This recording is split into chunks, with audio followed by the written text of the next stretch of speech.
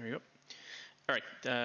Today I want to share with you something that I was working the last week.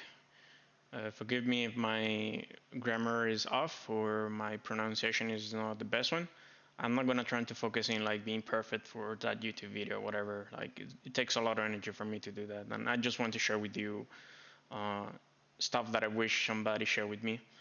Um, because it's amazing that now I have the opportunity to work for a company that is just cool with me sharing code and sharing like how we do things. Uh, Hopefully some of you would learn something from it. My intention is just to put it out there, see what people think about it, and hopefully it may help you to improve your career or something. I don't know. So I work in a feature called app credentials, which basically in a bank you want to use uh, uh, you want to use a username and password for connect to like Mint or software like that, but you don't want to give away your actually primary username and password for security reasons.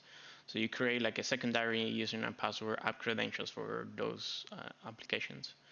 Uh, so I want to share with you how I did the development with of course with the help of everybody in the organization, but I want to drive you through the journey and see if some of this stuff you find it helpful.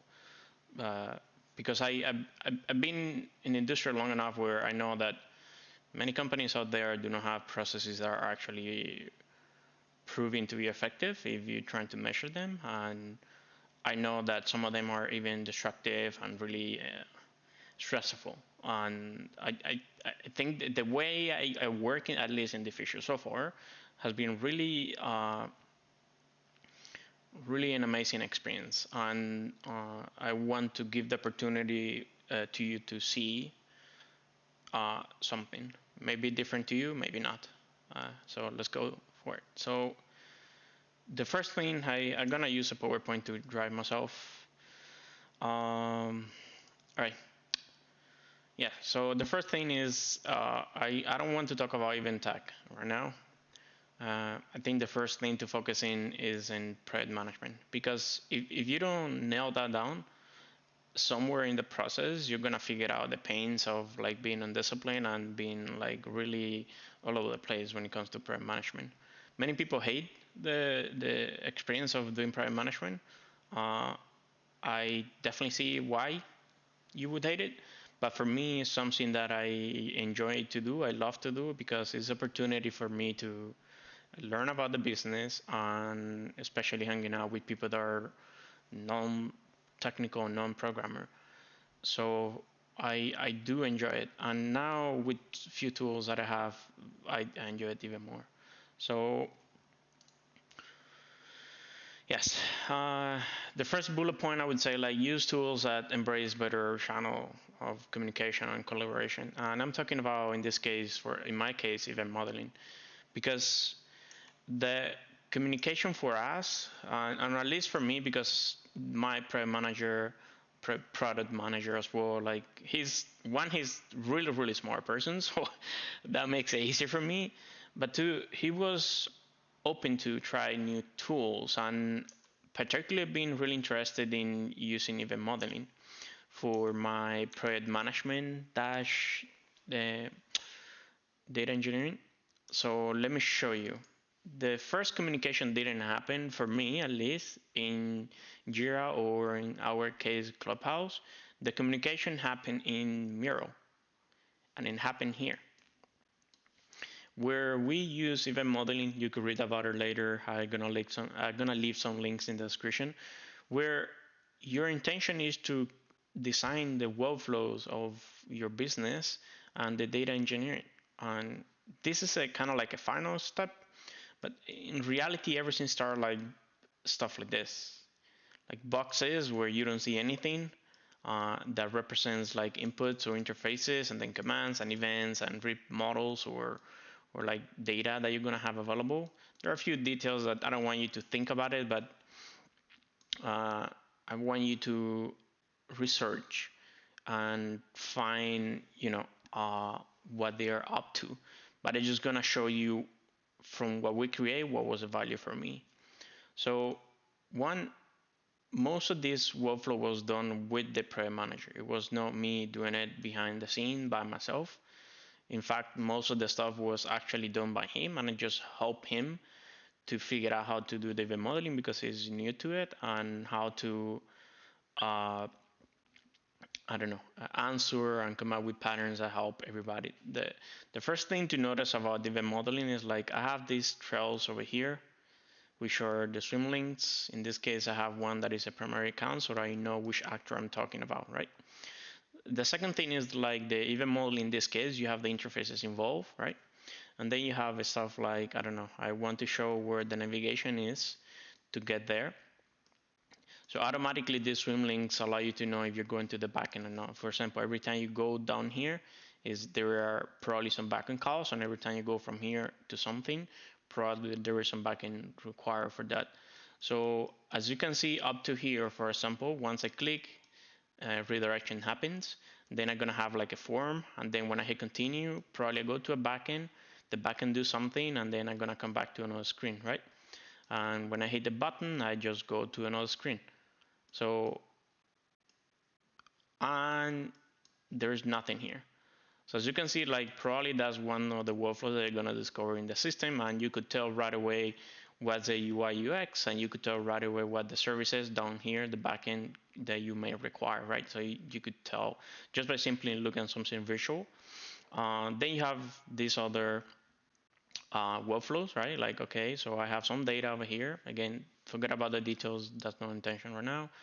I will probably click in some button, right? Like, oh, you will need some data for that interface. You go click in some button, do something, go back to the backend, and go back to the client, right? So you could see again like routing or backend involved, and that's it. That's pretty much it. So that's the gist of like event modeling in our case, right? And then here, like I have some processor kind of like expiring a password, then we'll go to some backend, update some data, and then with that data, I can reflect over here some sort of data. So that's pretty much how we did it. So because this was actually focused, because this was done by the project manager, um, the conversation is kind of like smooth, because you don't get caught up into like, let's talk about technical details. What's the backend? What's the technology? Like none of that matter at this point.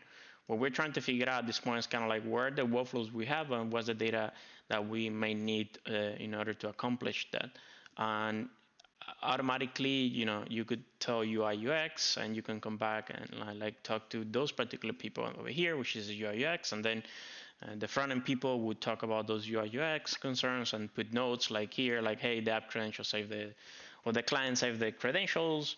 And then you could tell us, well, like, okay, you're gonna need some sort of backend, but how many backends and how many things needs to be done? Well, you could see down here when you go down, or when you have something that come from this lane over here, is the backend involved. So you may be able to tell, the amount of resources that you're gonna need and so on, and then talk about particular workflows and the requirements for a particular workflow. For example, do I need to wait for this workflow to happen in order to do this one? Maybe not. Maybe it could be done without having to do this workflow, so you could do it in parallel. So I can develop that, or I can develop this, and so on. So this was the first thing. Let me go back to my guideline. So use tools that help you the communication channel. As I said, don't focus on like talking about technical things. That's not a concern. If you're doing project management and talking about technical stuff, you're probably wasting a lot of time, and probably you're doing a ton of waterfall type of stuff where you want to figure out everything up front, and you're gonna halt the entire process. Funny story, because for the most part, this event modeling, strategy would help you with the workflows. For the most part, most of their UI would be driven by where the workflow start and ends, because that's kind of like,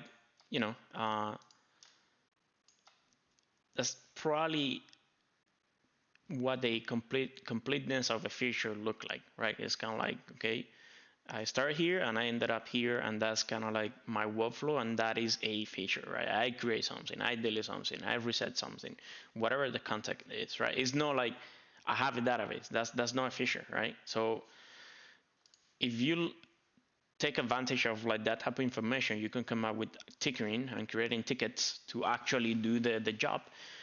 Based on the stuff that kind of like makes sense. It's not always going to be perfect. Not always you could do it, but at least you're really close. And that's why I went back, because my project manager went and created the clubhouse ticket. And I just say that like it's amazing that the ticket that he created is almost one-to-one to how I would actually code my thing, right? Because all he did was kind of like look at this and say, okay, I have a flow here, I have a flow here, and I have a flow here, and I may have a flow here, right? So for the most part, that is what I would expect from a project manager in my personal experience. It's kind of like, what is the business requirements and what do I need to do in order to accomplish that? I don't need anything else. I'm not like, give me granular tickets or anything like that. So that was really amazing. So that's why look here, you're gonna see like delete app credentials, generate credential, view app credentials, power the index, create, and stuff like that. So you can see like it's like few tickets, right? And you would imagine that those tickets would have some pull requests, and they do. So let's go back here. Yes, use tool to unblock people. All right, so let's talk about now how you could unblock people when it comes to software development, especially if you're a front-end person, like how you could drive the conversation in order to unblock yourself, right? In my case, I developed something internally, and that some of those stuff is open source, so you could actually do exactly how I do it today if you want to. I'm gonna leave some links in the description, right? So the conversation for me started with, hey, I need some backend person, right? Because as you can see back in the event modeling, there are some backend involved down here, right? Here, here, here, here, right? So it's not I'm brilliant. I just use this and say, okay, how can we drive the conversation forward? So what we did was sit down, and the backend engineer, uh, which is Michelle in this case, amazing, like really good engineer. She have a meeting, and then all we discussed was kind of like, hey, can we agree on some sort of APIs that we're gonna have? Right? What is the communication between me as a front-end person right now and you? And for the most part, the communication will be like a GraphQL, like a RESTful, or something like that, or some sort of APIs, right? So I don't need to know the implementation details of those things. But in order for me to do that, we have to create contracts, and we have to agree on something, right? And in this case, we use OpenAPI. So as you can see, my pull request was just a bunch of like OpenAPI endpoints. So I have this one, like app credentials, regenerate is like a pose, and the operation ID is this one. Same from here. Okay, I have a get, and the operation ID is this one, and that's pretty much it. This was kind of like our conversation. I'm gonna have some data like this one, and from that conversation, right, in this setup that we have a mainframe JS SDK, which basically generates the SDK, the web client for the HTTP layer and React query layer. So from this conversation, I just hit a command that is down here. I can show you, codegen SDK, and that would just generate all my clients' code, right? So you'd see here I have all those codes for the JS SDK itself, and then the React query JS SDK. So I don't have to do anything. We already agreed on some contract with the backend. I can just generate that and use that as a way to move forward. So I don't need to sit and wait in terms of like, is a backend there yet? Because honestly, it doesn't matter on my side, and I'm gonna show you later why. So that was amazing. So that was the next step, right? So unblock yourself by using tools like OpenAPI, by bringing the backend people into your space, and vice versa. Don't talk about it. What do you need, and how you could just agree on something that, as long as it doesn't change drastically, it would allow you to move forward, and that's totally fine. But you need to be disciplined and embrace social uh, workflow and experiences into your development. Yes, code generate most of the stuff. If you code gen, that means you're not using your energy in maintaining code. And one line of code, uh, one command, as simple as yarn code gen as a code, would just do a lot for you. Let machines to do what they're good at, automating and being really fast at automations. But all you need to do is just to add your abstraction that allow you to do that. In this case, again, open API. So don't use energy in stuff like HTTP clients or any sort of type of clients. For the most part, you could automate that. Find a way, because it would definitely pay it off, and especially that is predictable, because if it's a code gen, as long as the code gen do not change so much and is real well written, it is predictable. So you could actually move forward trusting that what you did there, it will work.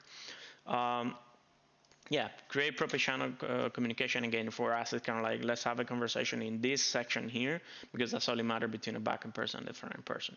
What is the open API specification? And that's it, move on. That's all you need to do in order for a front-end person to be unblocked from a backend person. There are some caveats, but for the most part, that will work. And again, I'm just saying the exact same things, agree on contracts. All right, so yes. I'm gonna go back to now show you code. So I'm gonna touch about Reactivity, separation of UI and behavior, Tailwind, and having SDK. And having predictable code style on the web should be the simple abstraction. So let's start with stuff like Reactivity. Reactivity would help you to do some data fetching and maintaining in the client some state for the errors and the data that you fetch, and simple abstraction for do the fetching itself. I cannot tell how valuable that is, because for the most part, in a system, in the web UI, which you didn't create such a bloated web UI, that's what you're doing from the client. Where's the data? I'm gonna load it, so I need some sort of spinner loading state. How do I keep the data in my local cache, right? My variables, and how do I deal with errors when they're happening, right? And if I go to the code, you're gonna see that, for example, I'm gonna go to my routers, account, manage, over here. Let's pick the list page. Oh, funny enough, it's not here. Let me actually show you some pull requests. It's gonna be better. All right, over here. I'm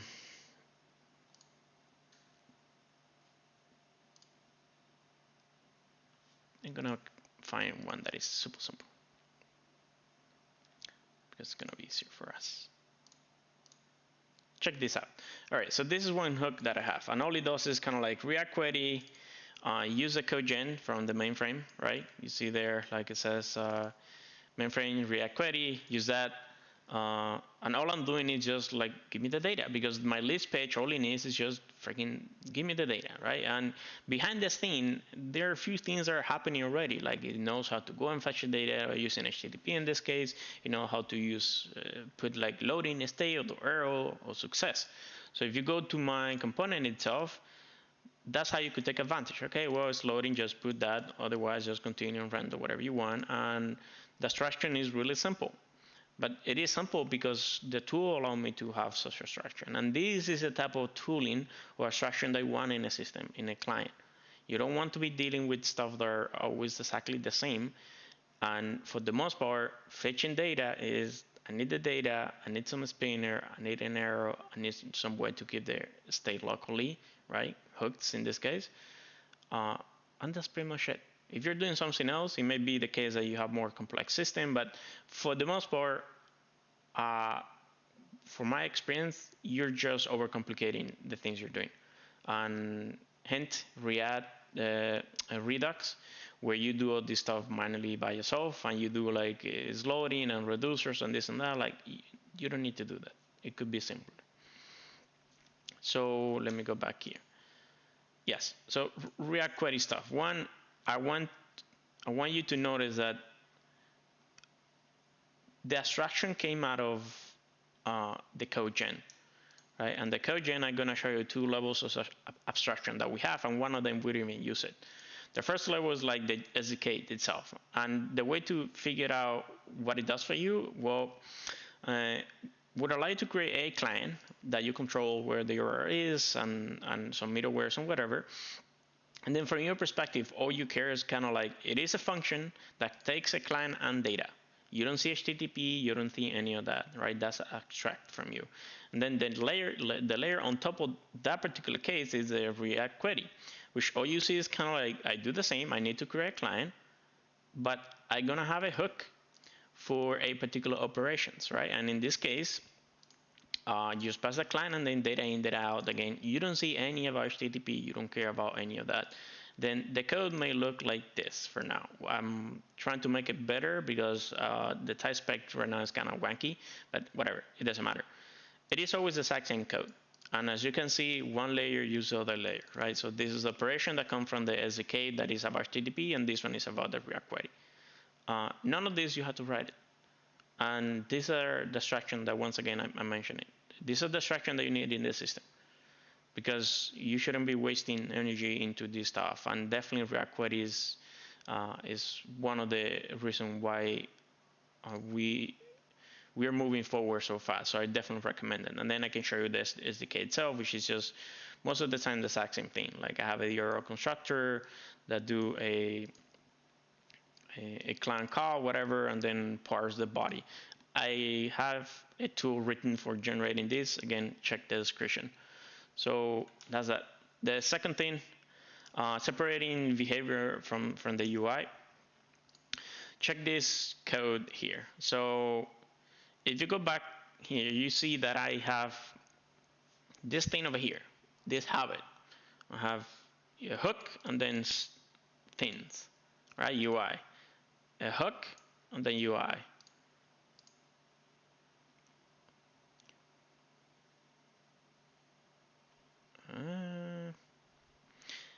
A hook and then UI. And I'm gonna tell you why. This is me again creating a habit, and I'm bringing back MVC. A lot of people say, oh, MVC is dead, is bad, or whatever. I know this I'm gonna say is not precisely MVC, but I see it as MVC because it helped me. And basically, from a design pattern is the way to, or architecture pattern, whatever is the right term, is a way to separate the controller, which or the view, which is just UI stuff, models, which are just data, and controllers that just connect the data and the UI. So hooks, for me, I see hooks as a way to create a controller. That means like I need some data. And from the view perspective, which is my React component, you don't see that data. That data comes from inside the controller, right? Like controller, for example, controller app credential password, right? Like there is some state in it, but you don't see it. You don't have to connect it here. And that's why I like to do this, because it clearly separates what is data and behavior from the actual UI. And that's why in this case, for example, when you like visit this code, all you're expecting is like, yeah, branching from rendering, some TypeScript will get there, whatever, ignore that, and just displaying data. And this is important. This is why it's important to have separation of concerns, good separation of concerns, right? Not going all crazy for no freaking reason.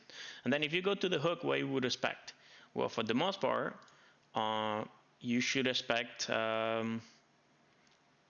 once I find my hook, what is my hook? Here, there you go.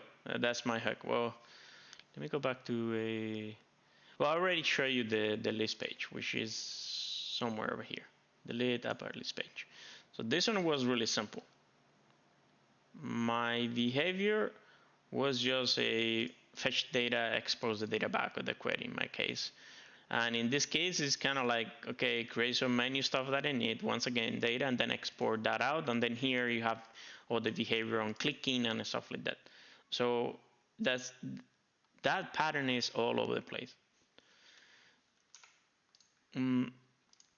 Yes, Tailwind. Okay, Tailwind. So there's a funny thing, like here, it happened to me. Like my server halt and I couldn't move forward.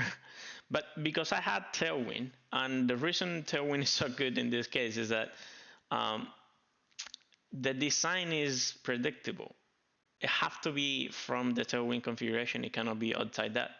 I code the entire thing without refreshing on anything because we already take the energy and the time to come up with the Tailwind configuration that would say, hey, designer, you could do whatever you want.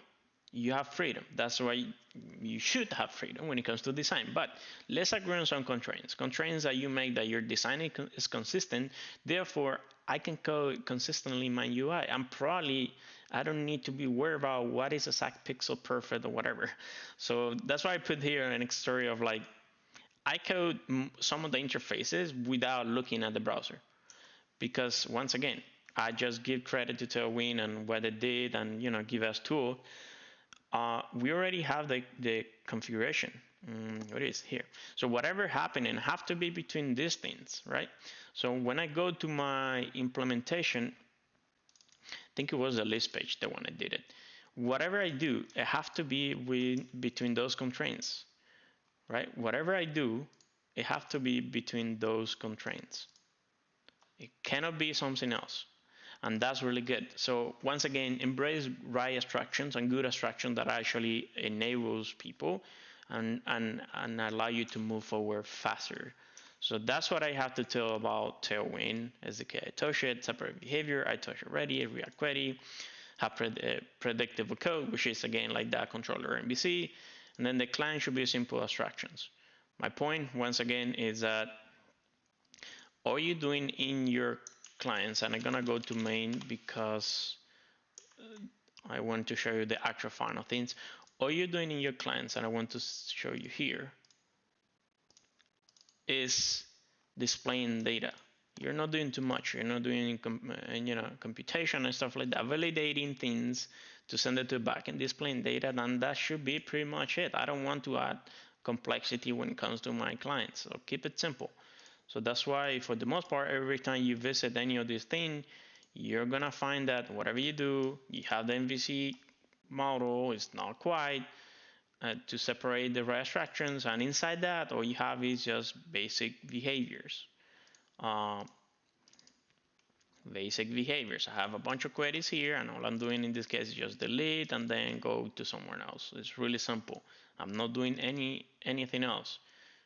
Use data from somewhere, some state, and in this case a little bit more complex. And that's pretty much it. And that's how it should feel. On some callbacks, right? Because the web is really event driven. In some callbacks, I'm gonna do something, and for the most part, the backend do stuff. And in my side, it's just either validation, so fetching data, displaying it, and that's it. So that's how it should feel. I know there are a few caveats. Their interfaces are way harder to implement because of the nature of the complexity of that interface, and that's totally fine. But that is the 1%. That's why, like, don't add stuff like Redux. Don't add stuff like what else? What is the new shiny thing from Facebook? The one who do observable. It doesn't even matter. Like, don't add those things when all you're doing is just fetching data from a backend, displaying it, right? Or in some other cases, just validating the data and sending it. That's it. That's what web clients are. In cases that you do need it because your interface is offline first, so you need some obviously state management, or in case you have interfaces that are like require you to implement stuff like I don't know, Figma, where your client is really complex, sure, add complexity because you would need those tools. Go back to basics. Okay, I'm gonna show you something that I do when I'm coding, and I'm going back to the original branch because when I developed the whole thing, right, already it says that from this exercise I knew what was gonna be done. In fact, I never look at the tickets. I never look at Clubhouse. I never did that. I just said, okay, I can get most of this stuff just done really fast, right, without the backend interactions or whatever. Why? Because my first focus is just prototyping. And when you're prototyping, you're not thinking about behavior when I click and this and that. So I want to show you my first implementation, which I did it under this big branch here, right? So in that implementation, I want you to notice stuff like this, for example. Look it up here. I have some data hard-coded. Doesn't matter. Why? Because at this point, I'm not thinking about requests and where the data is coming and none of that. All I care is kind of like I have some GUI that is supposed to look like this, uh, where I have like a list with nothing, or this thing over here, or this and that. It doesn't matter. I have those GUIs already, and I have the Figma files, by the way. I didn't use this. I did use Figma down here. All I care is to make this to work like that. I don't need to wait for the backend. I don't need to wait for having stuff that do HTTP calls and any of that. So that's why when I'm coding, I just hard code things here, make it look like the way I expected, and that's it. And then on top of that, right, when I say go back to basics, is that it's just HTML and CSS. In this case, for example, I rendered the not found, which is this here, all together with this thing over here. And that's kind of weird, because for the most part, that's not the behavior. The behavior is that if you have the list, then you render the list of, in this case, credentials. But if you don't have the list, then you render, okay, hey, I have some message. But I don't care about those details, because if you're thinking about that, for the most part, you're like adding more code or like doing stuff that it doesn't matter to make the UI, the look, the theme to look the way you want it. And that's for the most part will be your first concern implementing this thing. So that's why I have stuff like this, not found render with the list as well. There's no abstraction. Although that doesn't look like that in the final code. For example, I'm gonna go back to the main and I'm gonna show you the final code.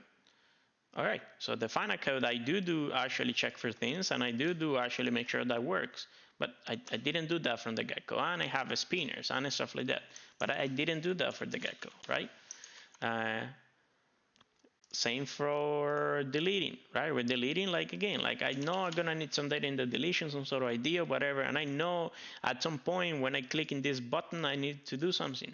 But I'm not concerned about that. That's not my concern. Go back to basics. All you're doing in the web land, for the most part, is HTML and CSS, and then add the behavior, JavaScript.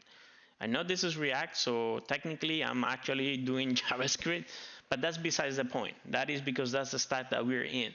But that doesn't mean you can just go back to what was the baby step that you did before React and Angular and all this complexity came out. The baby step were HTML, sure, JSX in this case, it doesn't matter the technicality, and CSS. That were your baby steps. And I want some people like that are like junior, whatever, see this and say, look, there is tremendous value to be really good at just those two things, and then eventually get to JavaScript. So that's what I mean by going back to basics. Code messy, refactor later. Because if you're adding entropy, and in fact, like this was not the first implementation. For example, I didn't do, wait, I'm in the wrong branch. No, I am in the right branch. As you can see here, I'm creating already like headers and whatever. The funny fact is that I lost the code, but originally it was not even like this. Originally it was like this. I seriously was everything in line. And then I refactored the code, because the more entropy you add, the harder you make it for yourself to navigate, to figure out when things are, and when you change your mind, I have to deal with where is the file and stuff like that. Well, for me, it's just one big gigantic file, and I wish I have the actual like logs of like show you how it look like, but again, I squashed them, so I lost them. So keep it simple. Code messy when you're just prototyping, making things to work. Don't worry about behavior. Hard code the behavior. Yes. Go back here. All right. So once you're done, right? Because all I did was kind of like, okay, well, I get to the point where all these thingy were like there. It didn't work the way they expected, and this didn't validate correctly, and stuff like that. But the UI was there, and it looked like the way it's supposed to look like. But obviously, that's not the way you will push it to production. So what I did was, at that point, actually, I forgot about this branch, right? This big branch that says your this app specific password or whatever. And if you notice here, you're gonna see that says like your this app specific password, and then autocomplete some files, because when it was the time to actually say, well, I'm done prototyping. Most of the UI look like they were wanted and is good enough, but now I need to add behavior and I need to move forward, right? So, AKA, I'm not designing anymore. I didn't send that gigantic pull request with all the things in it. What I did for my team, because it's easy for them, is go back and say, you know what, I'm gonna start moving all these tickets, right? Like generate, view a password, whatever. So what I did was to go back and create merge requests, as you can see here, add the list, the create, the password, the credentials. So I went back and just start moving checkout, right? And let me go back here. This over here, so let me do this. This is get checkout just in case. So I check out from that big branch, right? That file or that directory and everything under that to my branch. So basically I start moving based on what? Well, for the most part, based on the ticket, and the ticket were based on like the workflow. So based on the workflows, I check out the code that was in one big branch, and I start actually splitting it up so you could do unit testing, do the behavior, and the people could actually code review. So for example, list page was kind of like a little bit, the create page was a little bit longer. So as you can see here, I'm just upgrading the SDK because I'm done with the SDK and published that. Then I'm adding the route for just that, right? And some stuff that needs refactor, forget about it. And check here. So now I start actually doing validations because I need some sort of validation. So I actually do those things, right? Like I start adding the behavior that it may be required. So I do the routing that may be, I bring the routing that makes sense for this. I have some unit testing. So this was an opportunity for me to actually refactor and make things easier to test and make things actually work. So this was for me where I, in this case, was the new, right? Creating the thing. So I have like the new with the hook. And then in the hook, I have all the behavior, which is like the validations, on submit, you create the credentials and stuff like that.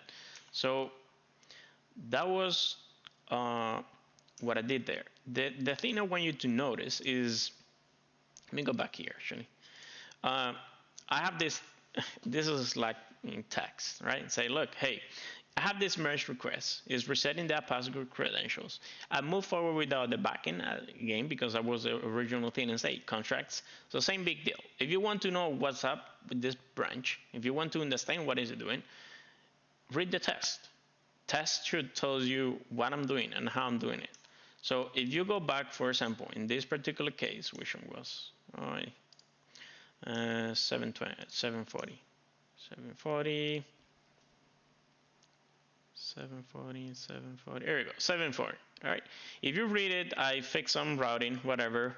Then if you check, the testing says when resetting the password, then it redirects to the reset password confirmation. So you see that this is kind of like, I'm not saying when I call the unsubmit, then it redirects. Why is unsubmit? Why that type of like wording when you're describing things in your testing that you're forcing me to understand programmer details and your details and the way you like to name things? So avoid that. Keep things really based on like as I say here, like based on the business requirements. Because that would mean that I can read this and say, hey, what is the thing that's supposed to do? And when you describe it to me and then I read it and then I can see it. For example, okay, I'm just gonna mock some data. I'm gonna render a hook. I'm gonna call a function. In this case, that's an implementation details. Fine, but I can tell why you're calling the function because you could read there the intention and then do the assertion and expectations. Okay, cool, the routing needs to change, right? So basically, when you say, I need to reset the password and redirect to something, you could tell, okay, you do something with the hook, you call a function, and then you do assertion based on the routing. So you see their perspective. Multiple people would say, when I call on regenerate password, then I do the redirections. Like, cool. But what happens if somebody renamed that function and they forgot to change the text? And two, what is the value added? You're not telling me the story about what you're doing. You're just telling me what you did. And that's where I don't go crazy with TDD for everything, but for the most part, I tend to do this. focus your test in business requirements. Focus your test on telling the story, because that way you could do stuff like the things I did. They trust this code for the most part because it's probably uh, like it helps them to understand what I'm doing without knowing the implementation details. And as long as the test passes, probably should be good to go. So same here. When I'm clicking on delete credentials, then it redirects to delete credentials or whatever. What does that mean by clicking? Well, in this case, it's just like the menu. There's some funky things that we need to fix. On click, then goes there. Okay, cool. I didn't say on click on the menu. I say on clicking, right? Like this is really UI stuff. So for me, it's like, okay, that is the words that you're gonna use. It's really close to UI terms. So, and for them, once again, if they want to understand what I'm doing, they have to read the test cases and say, okay, I see what you're doing. So that was pretty much one of the, okay, I have some tests over here. These are the other ones. Okay, resetting app password confirmation. Okay, when the location changes, does not when location state does not have an app credentials, then it redirects to the credentials page, right? When the location state have the app credentials, then remove the location state without redirecting. In this case, I'm talking stuff that are actually technical, so I had to write it that way. But again, once again, I tend to be closer to like what's the business behavior, right? In this case, the business behavior was about the location because it was pretty much kind of like when you redirect to that page, if you refresh or do anything, you lost the state of the system because the app credentials will give you that, and then you lost it. So because we have stuff like this, hey, make sure to save those. As soon as you navigate away or do anything, you're gonna lose that because that's how the fixture is supposed to work. So this is pretty much what it did. And then going back to the things I explained here, decouple UI from behavior. That means like the MVC thing, hooks over here, UI over here.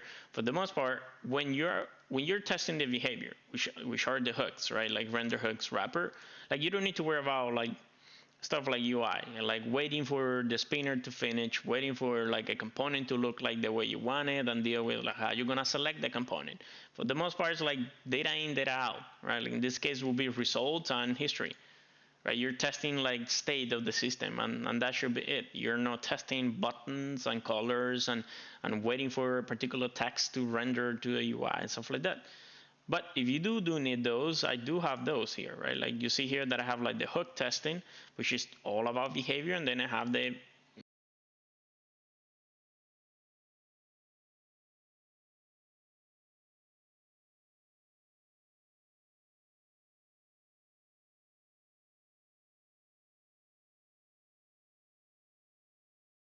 hello, I'm back. Okay, yeah, long enough.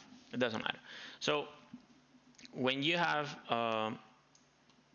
yes, I'm sorry. So in one case it was about behavior, in the other case it was about UI. So in this case we're like render with wrapper, which is actually UI component, it's not a hook.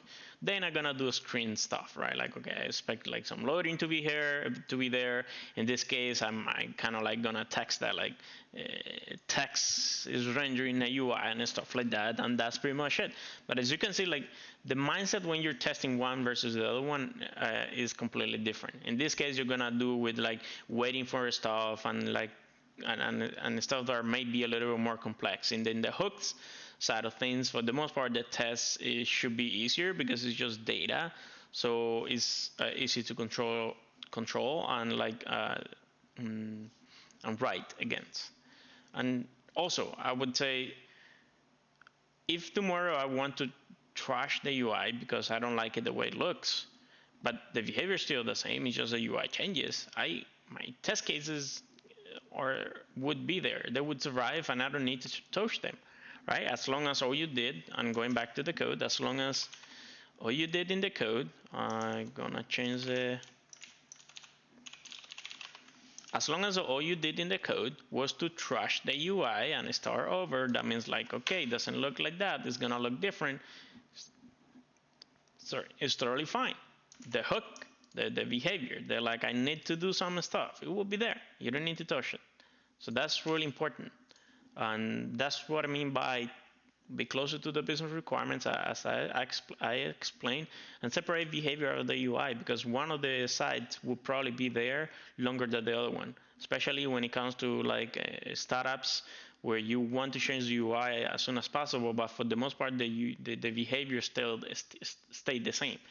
Because the business itself do not change that much, right? Like in this case, banking would not change that much, but the way the banking look like and feel, that probably would change a lot. And it's important to create those habits. Uh, so that's pretty much it. I know it's been 45 minutes, and I'm not gonna cut this out. Again, like if people are interested, they would just sit and see what I'm saying. Uh, and my intention is to document things for myself and in the future, because I know some, like especially uh, some mid-level people would know how to level up.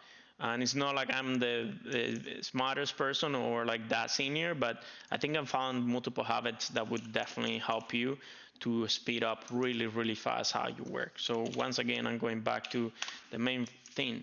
So starting over again, just to recap, do prep management, use tools that actually make sense, like event modeling that bring conversation, focusing data and workflows and data engineering to understand what the data flow. Uh, Unblock people, again, open API, auto-generate the SDK, have the conversation with the backend there, move on, create channel communication that allow you to do that, agree on contracts, and that's it. That's pretty much it. That's a front-end engineer.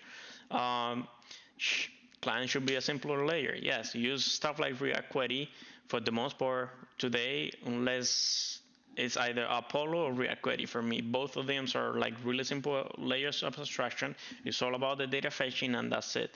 Other than that, it's just React state and calendar Redux, stuff like that, that force me to do things manually. I'm not interested about it. I try. I know Redux from scratch. I implement my own Redux in less than like 5 minutes, proven. I don't need that. I need stuff that just work, but stuff that give me the right abstraction for the job I'm doing.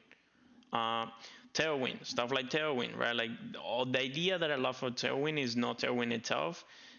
Whatever tools you use, as long as it's really fast to code itself, and you put contract. Here you go, contracts again between design and you. That's all you wanted, because you're the person who is between design people and backend people. So you need contract in both sizes in order to unblock yourself. Have predictive code again, like the way I coded, like separating things. Go back to basics. Reduce entropy when you're actually developing. Focus in prototyping first, like code messy.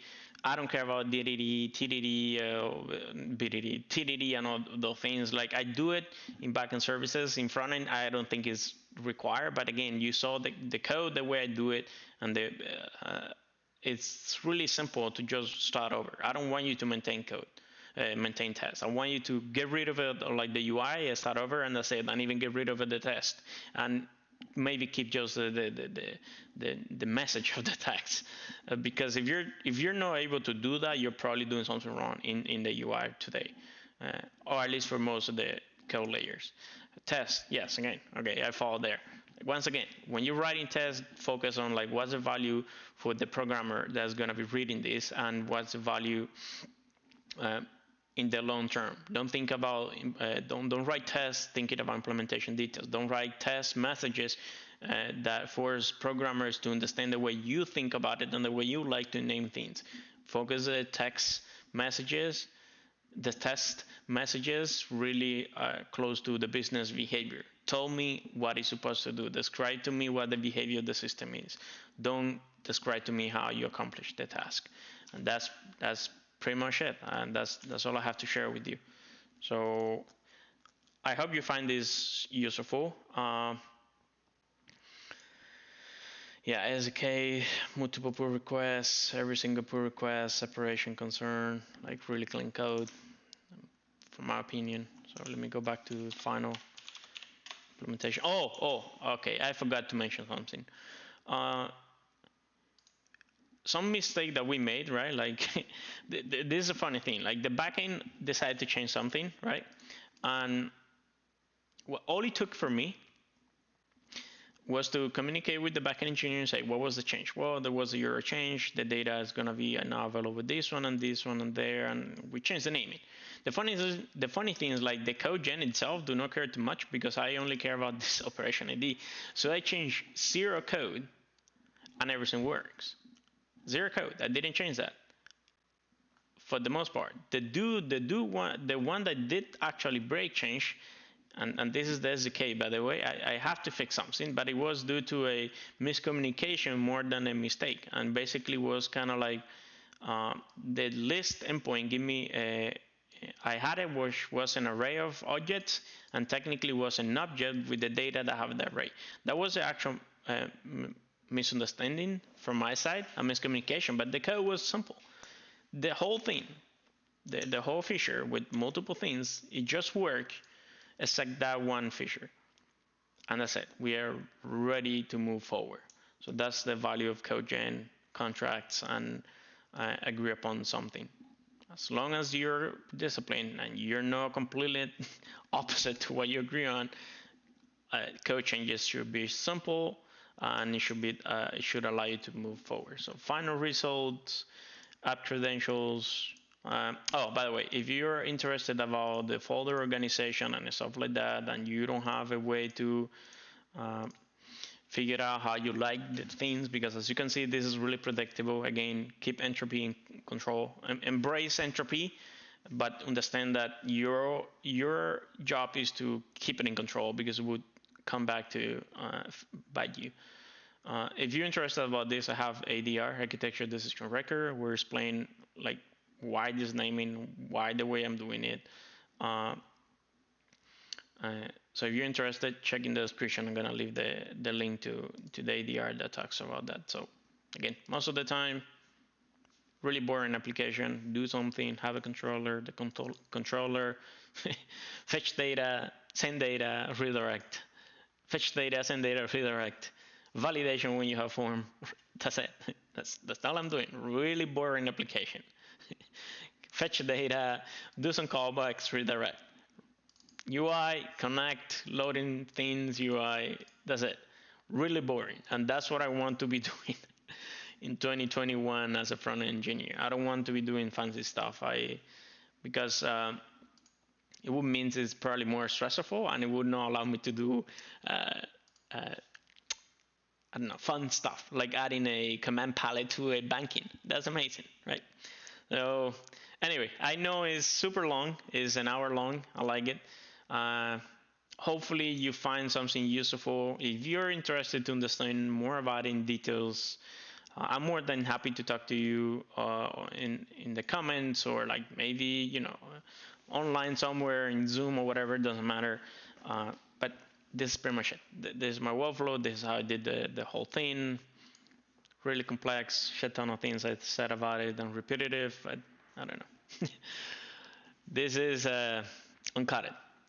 Because it's easy for me. It takes a lot of energy to create the perfect video. All right, that's it. Bye bye.